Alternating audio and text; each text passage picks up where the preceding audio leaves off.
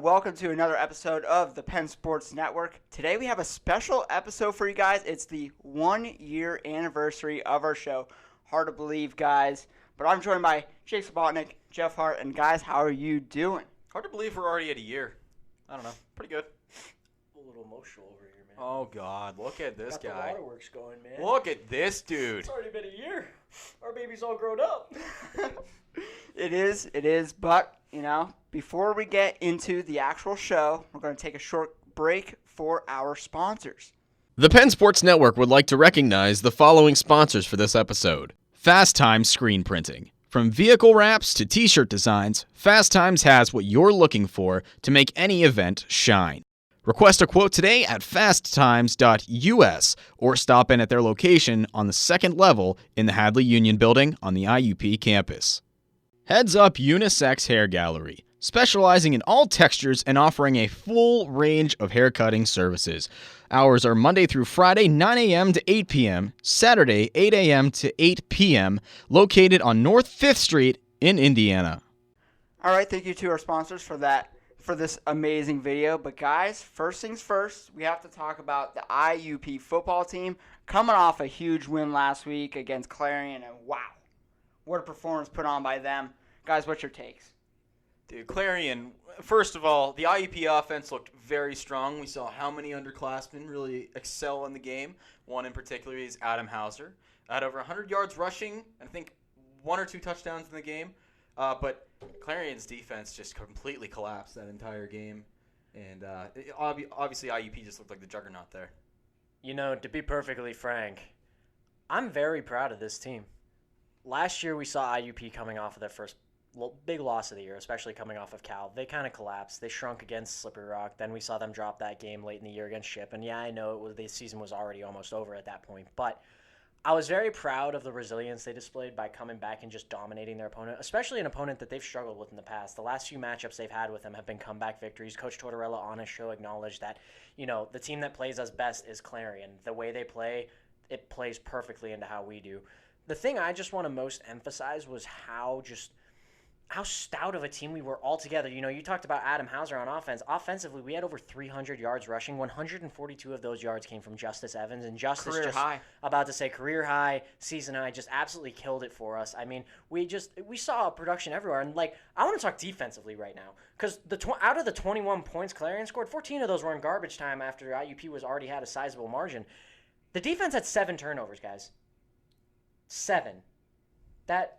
Just Nick Amendola, another interception on the day as well. He's absolutely killing it. Dondre Tillman had 2 fumble recoveries. I mean, there's a list of multiple players who were just involved in causing turnovers, and to me, that was huge that the defense responded the way they did after giving up 45 points to Slippery Rock. I loved what I saw from them. The secondary looked good.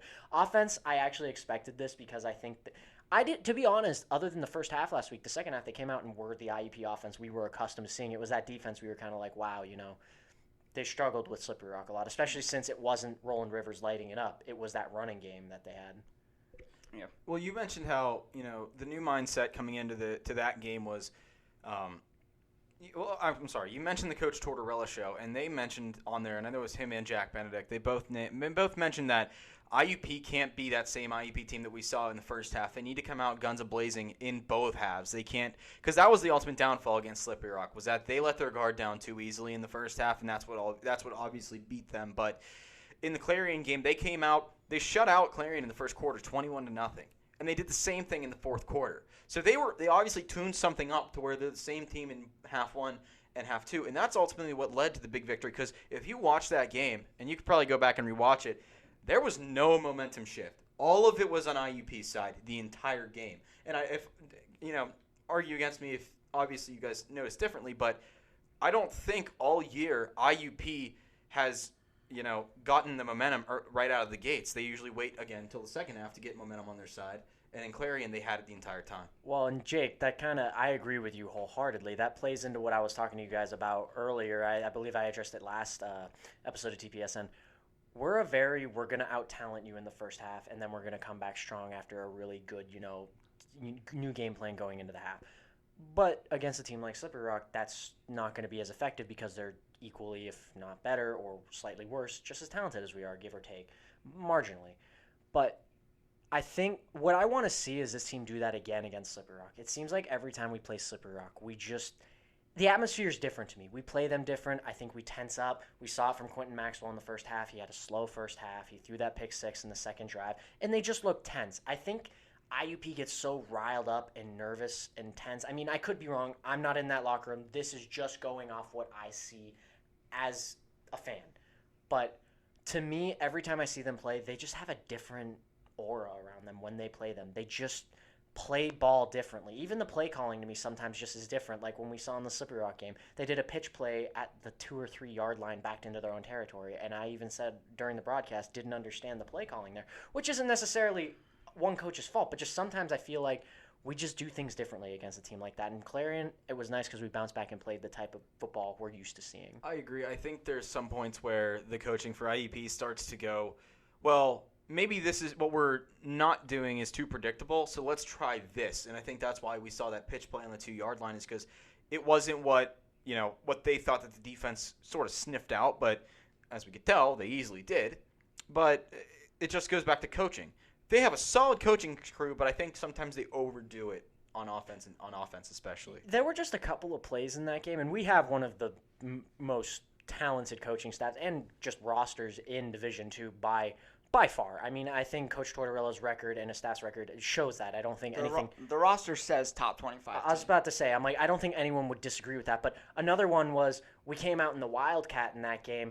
A penalty was called, and we came right back out in the Wildcat to me. And I was like, all of us were just very questioning, like, you just showed them you were going in the Wildcat. Why would you go in the same formation again? Mm-hmm. And then, we talked about the run game. In the first half, the only drives they scored on was when they had a solid run game going, and then they resorted back to pass. Whether that was because they were behind or not, we were just kind of questioning. So like I said, this Slippery Rock team, I feel like we play differently. And it's not because I feel like we have a lack of knowledge or a lack of talent. I just don't know what it is. We play differently. So the one stat that came away from the Clarion game was, not just the 600 yards of total offense, but I think it was the fact that they added to their record. They're now 11-0 when they have 2 or more running backs have over 100 yards rushing.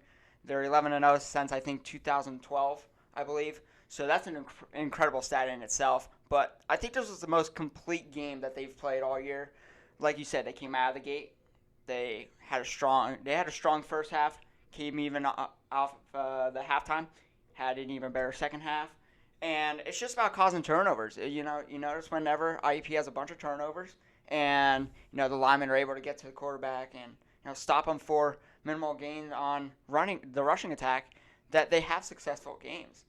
And I know the rest of the season, we're not really playing the toughest opponents in the world, but we can't sleep on these next few teams. Especially Embro. Exactly. Yeah, so because then they hold – who was it? They held – Cal struggled with them in the first half in their matchup. Yeah, and Cal U's a very strong unit, so it's one of those things where you can't let the record sort of determine the outcome of the game or foreshadow anything. Edinburgh is a tough team, and we've seen this all year. And they gave Kutztown a hard time as well. That's another stellar program. And Kutztown's a potential championship contender. But one team in particular that I think we should not sleep on is Shippensburg. They may fit along the mold of Edinburgh or any of the last remaining opponents that we have. But you guys are forgetting, they beat us last year in our final game of the year, which could have put us in the playoff run. Again, that was in part to some of the miscues on offense, Lenny Williams passing into double, triple coverage or something like that. But Shippensburg won nonetheless and put us in an 8-3 season instead of 9-2. They took us out of the playoff race, and we play them in the final game again. So I'm interested to see how IUP responds going into that this year, knowing that they beat us on our home turf last year. We could still be in the playoff run. Let's hope. I want to see this IUP team who played in the Clarion game go the rest of the season. And as of right now, I believe they would be the 4th or 5th seed in the playoffs. They would be in the playoffs, so essentially what they have to do is win out. Keep doing what they're doing. But we're not focused on winning out. We're focused on the now. We're focused on their next game, Gannon. Jake, I know you'll be in the radio booth calling this one. Stepping out of the TV studio into the radio booth. So, what are you guys expecting out of this Gannon game? To be perfectly honest, I'm not that worried about IUP. Gannon has a losing record right now. They've been a struggling squad. Gannon, it's a traveling game. That's a long distance. I know personally from Erie to IUP, that's about a 3-hour drive.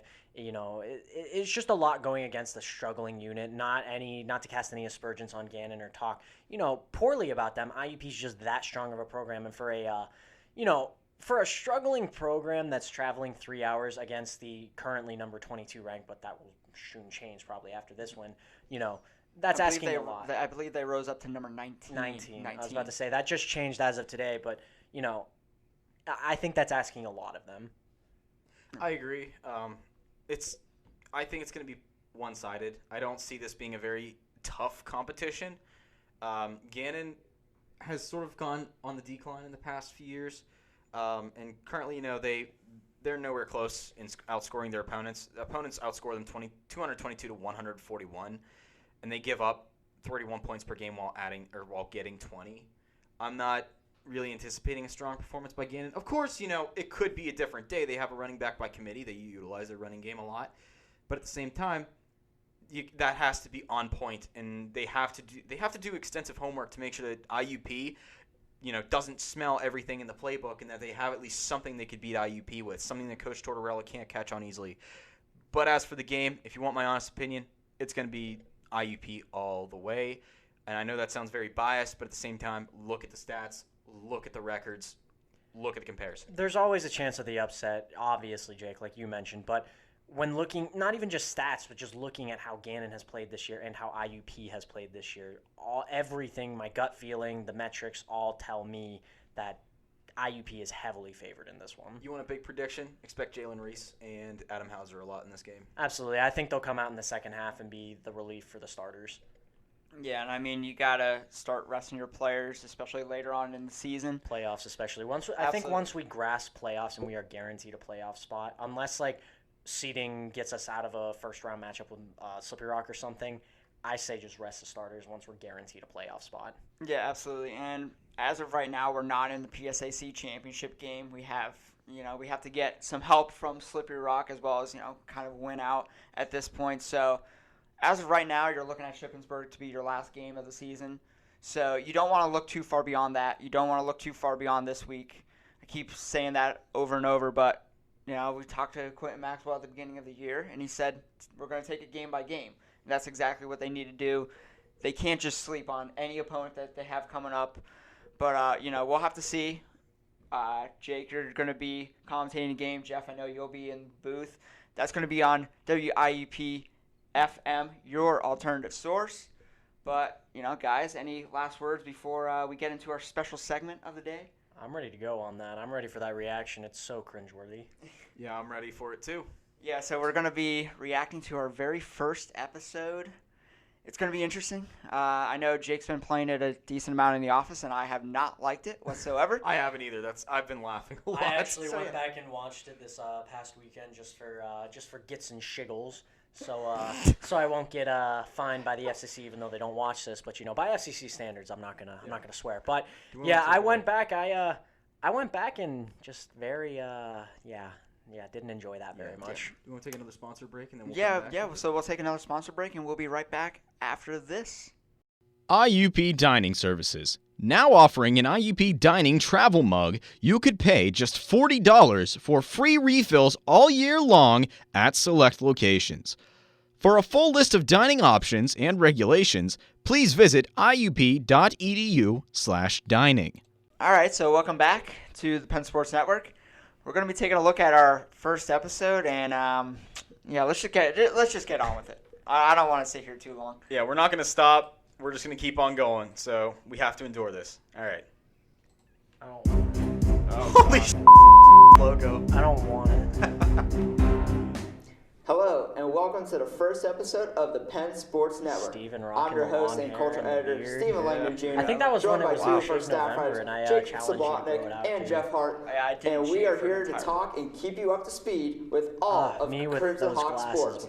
On tap today, we have golf, volleyball, soccer, I remember we and used a football. lot of weird To start quotes off in our this. segment, we'll have analyst Jeff Hart Jake, give you look an so mad, update too. on what's going on in the world. Yeah, because of remember we all IUP got golf. pissy because Thank you, Stephen. no one And to tee understood off what this to do. segment, I want to Yeah. talk about And everyone the left IUP from men's Big golf Hit. team. This past weekend was a momentous one for the golf Look at those team. graphics, dude. The team entered the tournament 3-day PSAC golf championships this past weekend, and honestly, I have to say the team was utterly phenomenal. It would be any more monotone. It's almost like you can tell I'm reading off a After teleprompter. leaving the first round in third and taking the That lead was in a the good second graphic. round, That's a good IUP managed to graphic. take 'Cause we second used, place like, in the stock- PSAC The only thing good about this championship, segment. We use finishing stock just graphics short from of consecutive title.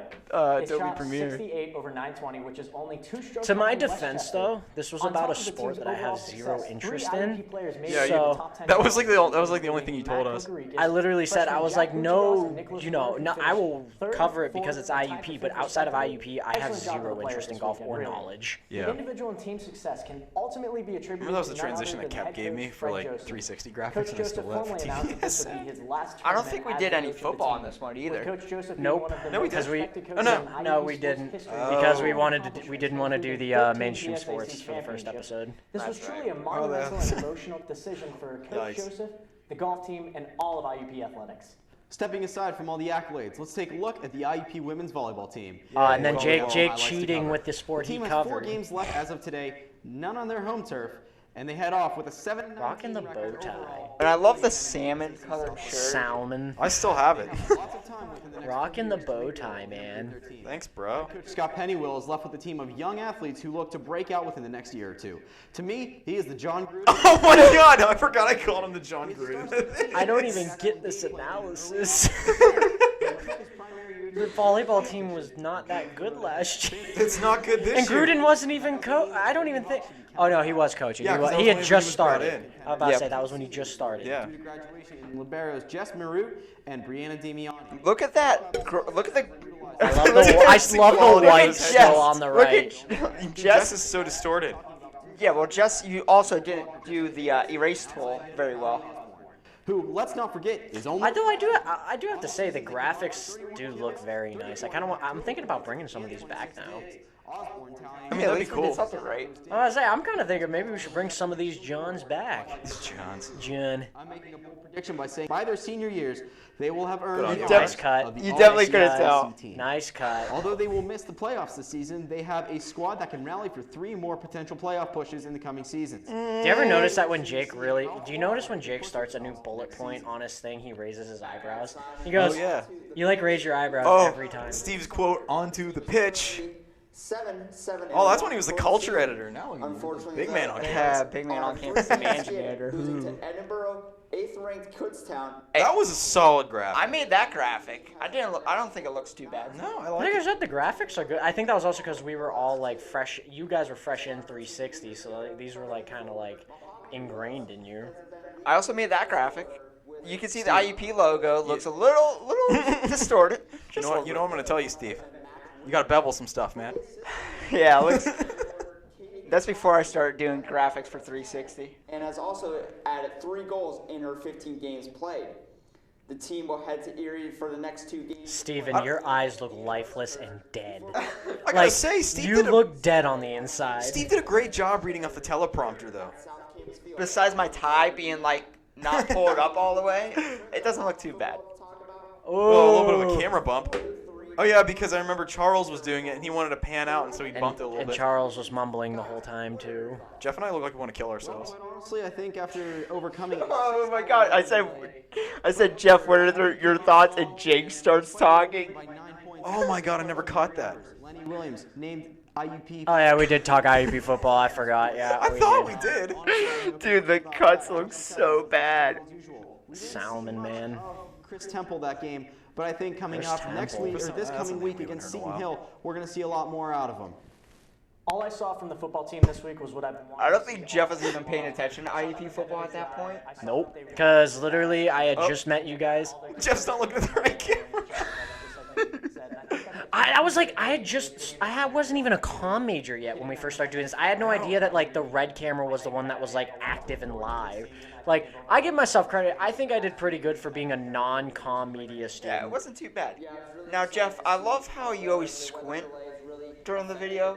Like whenever. No, I think it's my glasses really make it look like that. The way my glasses were, it cast a shadow. Because I noticed that. I'm like, I'm not squinting, though. They have a strong team, and they're really showing that they are. Because this is a when team to Jake and I compete were with. commentating Lenny Williams had IUP a football, fantastic- Oh my God, that's I funny. literally watched one game that year. I literally just did a ton of research 2 nights before, wrote down notes, and I'm like, I got this. And I watched replays, but I never watched a full game that year because I think we only did 2 episodes of this before we started into the new season. After all that stuff happened. Look at IUP's team success over the last several years. It's really been the running attack. And I think if they are able to continue this running attack, I just have a fascination with staring at the camera. and especially going into next Jake, week, you look as we clueless have right there. Seton Hill, Well, considering I didn't know much about IUP football, let alone IUP athletics before last Steven, year. you look like one of those guys who like peddles off-brand items on a street corner out of a trench coat. Probably in the PSAC going 1-7. Oh, shots fired, I'm not gonna dude. count them out I don't know why. because It's just the way his beard is with the hair. He's got like the slicked hair back, and then he's got like the fine pointed beard. I don't know what I was thinking about doing that. I think the last maybe real Not a contender smart just like have, like, is the- Edinburgh coming up in the Yeah. next The few weeks. little facial I hair. expect on I'm the pretty chin. happy with my facial hair game at this juncture. I mean, I always am. Whoa, did anyone else see that cut? Yeah, that was bad. Hometown crowd. We've gotten a lot better at editing since then. Oh, yeah. Still being out with that injury for yet another And I week. also remember think Coach that Temple's gonna really step up his game. even when we were doing our interview for 360, well, I was doing my interview to do color commentary. Jake had no idea who any of the players were. No. And I was just rattling them off left and right. And Jake just looked clueless as I was doing it. That's kind of how I thought he was here. Oh, yeah. Ooh. 360 footage. Dude, remember Miles I'm Williams? so glad we don't have to wear suits anymore. Oh, dude, same. I really think Like, no offense, I like wearing a suit, but for this, I like the more casual atmosphere. Being the all-American cornerback we need, I think he's going to really shine. I'm just sitting there like, what in the hell are you all talking about? Like, I was like, dude, I don't know. I will say the one thing is that Elliot Hicks, our sports editor, did do a nice job at directing this. And, you know, switching between cameras and all that other stuff. I think he did a nice job with that part. Already discussed how they had a huge win coming over Clarion and then onto this week. The worst thing we could do coming now over is Clarion. take Timing teams is- like Seton Hill for granted. Even though they are 1-7, it is typically the losing teams that play their hearts out because they have the most to prove, because they want to show that they're. Both of you guys were still staff writers, too. Well, Jeff, you're still a staff writer. I'm a lead writer now. Yeah, you're I was a a- lead sports writer. And I was a- Jake, you're news. You're news editor now. Yeah, I was news editor now. Awesome win. That was before I got production manager, too, so honestly, we're I going think back. The key is to just keep the momentum going, keep focused, and I love how my suit's bunched up in the back. I was look like circling that look like the earlier. hunchback of Notre Dame. 2 sacks on the day, and their defenses look strong. Although they gave up a lot of yards rushing, Gannon has one of the best young talents. Can you tell I used water in my hair before with the curl on the side? Yes. That's what happens when I put water in my hair. You look like you peddle black market movies. You look like the guy who like ripped a movie and is like, hey, you want the latest movie for like $5? One of the best probably of their season. Oh, that was another cut. Oh my god. We should have a counter in the bottom right-hand corner of how many bad cuts we had. All right, let's do it. I just can't, like, I just see it. Steven parroting movies having the trench coat. Oh my god. I just feel like I have to take a nasty I'm like, will you guys finish up? Because I have to go. Jake, yeah, you look constipated. Like, you keep biting your lower lip, too. Like, you're like, can you finish? Granted, we were filming this at, what, 9:30 at night? Yeah, this was back when TPSN, this was back when the big hit was at 7, and it was just an hour. This was after the hour episode, too, I remember. Didn't we so, like, lose that episode, too? Yep. That was the episode So that we were already someone- annoyed at this. someone improperly saved it. game. But Seton Hill, I mean, they really haven't put much on the board. Their defense has been holding the ground mostly. You got to think some of the weight's going to be taken off their shoulders. But, you know, Tillman. I love the little, like, chair shimmy. Jake, like, shimmies the chair a little bit. Jake still has the same haircut 1 year later. It's not the same. Because what I did It's a was little shorter. it's more blended because over here I would actually just go straight up and I would not blend it at all. I'm at least trying to blend it now so I look like I have a round head. Nah, it looks the same. You know what?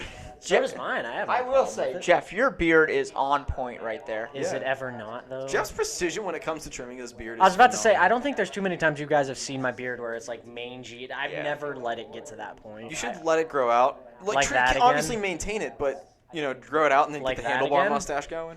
No. You can watch Jake and I call the game live on Stretch TV. And I'm just sitting there like, hey, I don't commentate stuff yet. We put the actual link there. We didn't even try to abbreviate it.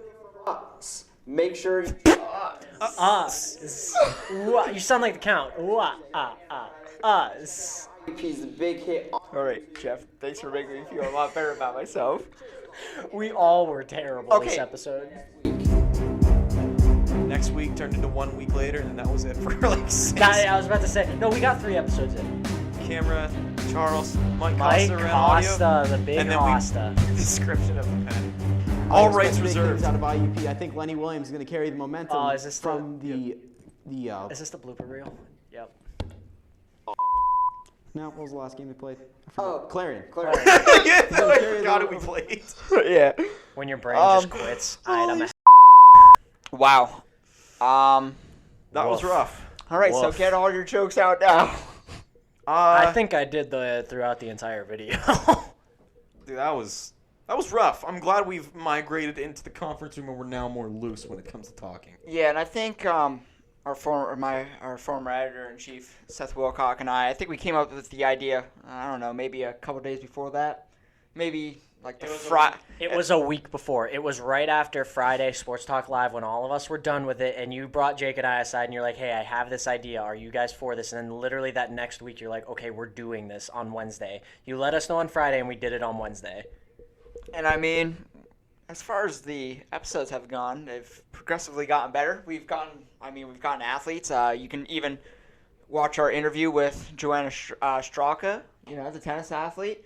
And Our 4th installment of Off the Court.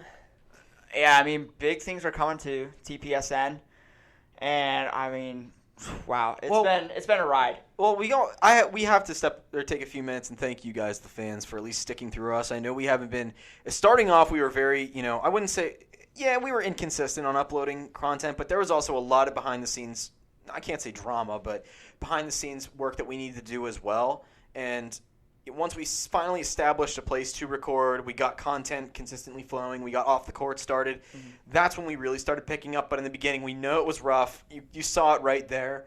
But to those who are still watching and following us, thank you. It means a lot. Well, and I think one of the biggest things when you look back at that video, I think the biggest thing where we started really getting better content, obviously, Jake, nothing needs to be said about the territorial dispute we had as to where the location was going to be. Not going to get into the details of that, but essentially, I think what really helped is when the three of us really kind of gelled together was when I moved to comm and we all started commentating basketball and working together, because I think that was when we really started to get an appreciation and understand our dynamics and what our strengths were. And because in those episodes, like, we had just met like that month. I mean, we had just met each other. Yeah, and I mean, that's the thing. We went from doing absolutely nothing together. Yeah, I mean, we did the radio show. That was it, Sports once a Talk week. Live, and that's how I met Jeff. And then, Jake I did commentating with. But then, slowly as we start, learning more about each other, I mean, we hang out with each other just about, every day? Yeah, just about every day. I don't Something think like that, there's yeah. a day where I don't see one of you two at least. Yeah, exactly. So, I mean, you see us talk all sports all the time, and we literally do. It's not just an act that we put on. We talk literally sports all the time. Hell, just for tonight's episode, I was about to say, just before tonight's episode, Steven and I talked about NFL for about an hour. I mean, literally, that's just what we do.